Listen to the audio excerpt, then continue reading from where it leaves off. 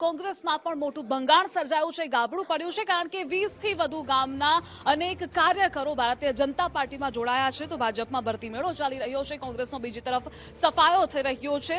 સિદ્ધપુર ખાતેથી પણ આ દ્રશ્યો સામે આવ્યા છે, જ્યાં 20 થી વધુ ગામના 300 થી વધુ આગેવાનો ભારતીય જનતા પાર્ટીમાં જોડાયા। સરપંચ, ઉપસરપંચ, પૂર્વ સરપંચ અને આગેવાનો ભારતીય જનતા પાર્ટીમાં જોડાયા। બળવંતસિંહ રાજપૂત અને ભરતસિંહ ડાભી પણ હાજર રહ્યા હતા।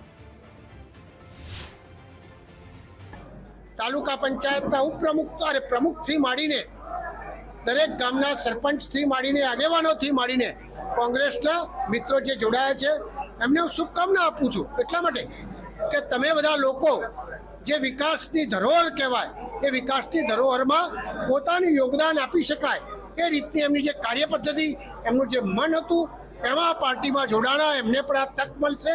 ભારતીય જનતા પાર્ટીના સંમેલનમાં આદરણીય ઉદ્યોગ મંત્રી બળવંતસિંહજીના નેતૃત્વમાં નંદાજીભાઈ, ઉપપ્રમુખ અશોકભાઈ, અન્ય સાથી કાર્યકર મિત્રો સાથે આજે કોંગ્રેસમાંથી 300 જેટલા સરપંચો, કાર્યકરો, મિત્રો ભારતીય જનતા પાર્ટીમાં જોડાયા છે। એમને હું ખૂબ ખૂબ અભિનંદન આપું છું।